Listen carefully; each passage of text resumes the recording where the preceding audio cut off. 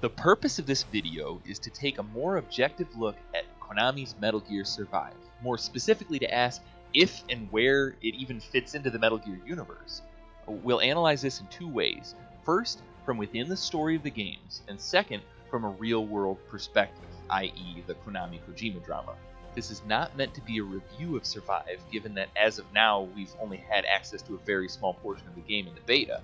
I may do a full review once it is released. So first let's look at the story. Survive takes place directly after the events of Ground Zeroes. Following the evacuation of Big Boss and Cos Miller from the besieged Mother Base, a wormhole opens in the sky and absorbs the offshore platform as well as the remaining MSF soldiers who are transported to an alternate reality along with the remains of Mother Base. This world's full of hostile, crystalline, zombie-like creatures. The soldiers' goal then becomes finding materials and doing anything they can to get back to their own world, or survive, if you will. Seems pretty far-fetched, but does this actually fit into the Metal Gear universe? Well, before we get into that, it's important to note that Survive's producer Yuji Kodakato, who has been heavily involved in the series since MGS2, has stated on multiple occasions that Survive is a spin-off, parallel story, not meant to be a continuation of the series. More on that later, but it's basically outside of the canon, which doesn't give it a pass. So let's consider Survive's plausibility. Wormholes are definitely present in the Phantom Pain. Diamond Dogs have a device that opens a wormhole used to steal soldiers and supplies, as well as a wormhole boss can use to teleport himself. The existence of these items are never explained. There are also alternate realities accessed through wormholes in the Phantom Pain's forward operating base invasions. You can even fight alternate big bosses in the parallel universes. So what's a wormhole?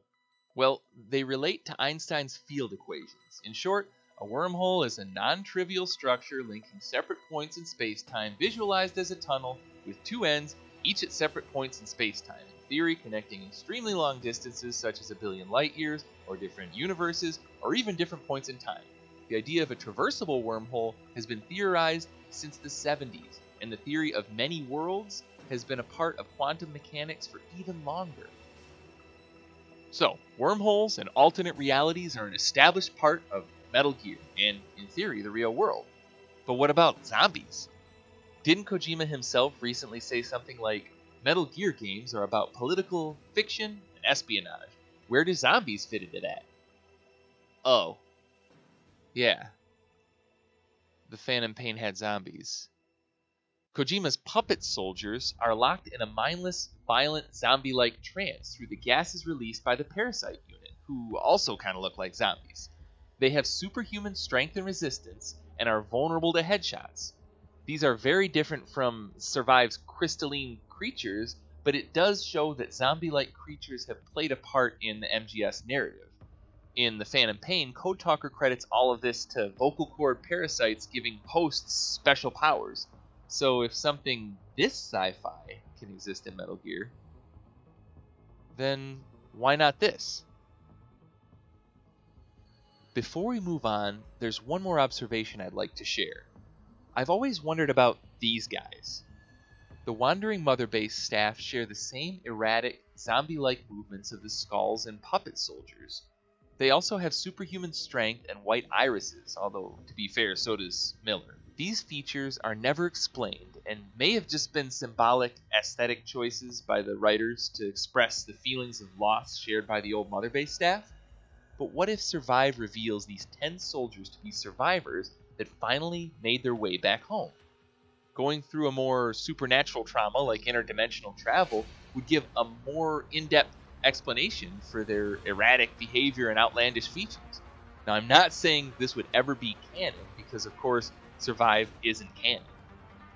It also wasn't even conceived until long after the release of MGS5. It's just an interesting thought. So, we've talked about how Survive relates to Metal Gear Solid from a storytelling standpoint. But what about its real reason for existing? Why are we getting a survival/co-op tower defense/crafter/shooter instead of an actual sequel to Metal Gear Solid 5? Well, a major contributing factor is Kojima himself. His name is inseparably fused with the series, and rightfully so. He's the creator of Metal Gear. He has been a producer and has a writer, director, and game designer credit in nearly every major Metal Gear game, so it's very difficult to imagine MGS6 without him. But Metal Gear without Kojima's extensive involvement has in fact already happened. Metal Gear Ghost Babel was an amazing Game Boy Color game and was created with little input from Kojima himself. The Metal Gear Acid turn-based RPG, Metal Gear Rising Revengeance, and Metal Gear Arcade, which I played at the Galloping Ghost in Chicago, are other examples of great games using the Metal Gear IP with very little help from Kojima. So it can be done. But why? You could say it's corporate greed, but if there wasn't a market for it, Konami wouldn't do it. You could say Konami couldn't justify leaving millions of dollars in game assets and a perfectly good engine to rot, but the real reason is simple. People who love the series don't want it to die. You and I want to see a new Metal Gear on the horizon. We don't want it to end with the Phantom Pain. So again, I ask, why do we get Survive instead of a proper sequel? Well, Kojima has been trying to step away from the series since MGS2 back in 2000, but his love of the series kept pulling him back, and each time he said it would be his last.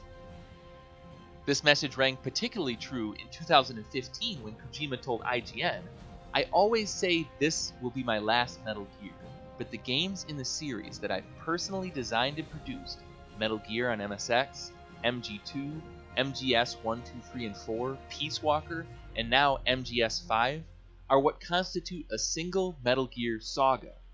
With MGS 5, I'm finally closing the loop on that saga. In that sense, this will be the final Metal Gear Solid. Even if the Metal Gear franchise continues, this is the last Metal Gear." Notice how he never says that he wants the franchise to end, just that the Metal Gear saga, the main plot, if you will, has ended. The internet's rage over Survive seems to stem from a perceived injustice. People think that Hideo's creation, as well as the assets from the Phantom Pain and even the Fox engine, have been ripped from his hands and desecrated.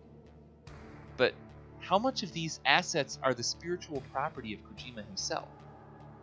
A lot of people worked on MGS5, and the team working on Survive is comprised mostly of these people.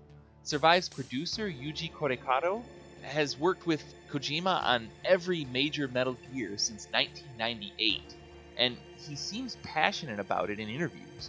When asked why they decided to create a title with a worldview so different from the main series, Korekado said, "The world and story revolve around the gameplay elements. With Survive, we wanted to create a game where you could place things like interceptor and defense units wherever you like, but human enemies didn't work very well with that kind of mechanic. So then we thought, well, how about some kind of creature-type enemies? So the first thing we decided on was the enemies of the game. But then enemies like those would feel a little out of place in the traditional world of the series, wouldn't they? So then we came up with the setting of this parallel world on the other side of a wormhole. And after that, we decided to make the story about surviving in this hostile environment while trying to get to the bottom of what's happening. And also from a gameplay point of view, we thought it'd be fun if players could use weapons, mechanics, items, and so on from past titles with other players in co-op. So as justification for that, we made it so that the objects from various times and places get sucked into this parallel world through these wormholes. So in this way, the enemies, the world, and the nature of this world were all created around the game's gameplay. He later describes the inspiration for the co-op battles by saying, MGS5 was developed using our Fox engine. When you're developing a game with Fox engine, after you've created the geometry of a stage, you can then place and remove objects very easily as you actually play in the stage. This lets you balance a stage in real time as you're making it. This work of balancing MGS5 became a lot of fun in itself. So the inspiration for the co-op battles was this idea of making a new Metal Gear based on placing objects wherever you like and forming your own approach and strategies. End of quote. So it seems that the approach the Survive development team has chosen may have been the most respectful way they knew to give players a fresh experience with the MGS5 mechanics without messing with Kojima's legacy. why wouldn't they have that respect? After all, we're talking about a team of people who worked with Kojima himself for years. They knew him more than we ever did and ever will. As silly as parallel worlds and wormholes seem, they're pre-existing elements of the Metal Gear franchise repurposed for the sake of producing a fun experience. The same can be said for the assets, engine, and actual developers of MGS5 being repurposed. The goal is to take all of it and create something of value. Whether it will actually have that value remains to be seen, and the goal of this video is to encourage you to look at the game they create for what it is, and not allow your opinion to be swayed by any drama created by Kojima's departure. I, like many, was very upset to see him leave, but he's formed his own studio and is happy to finally be free to do as he pleases.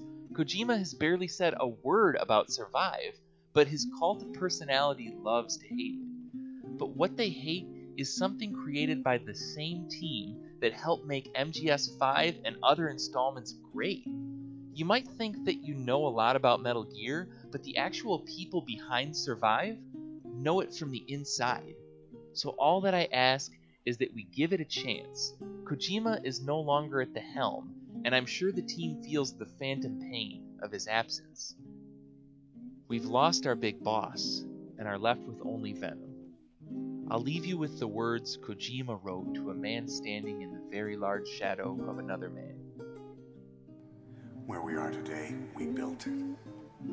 This story, this legend, it's ours. We can change the world and with it the future. I am you and you are me. Carry that with you wherever you go. Thank you, my friend. From here on out, you're Big Boss.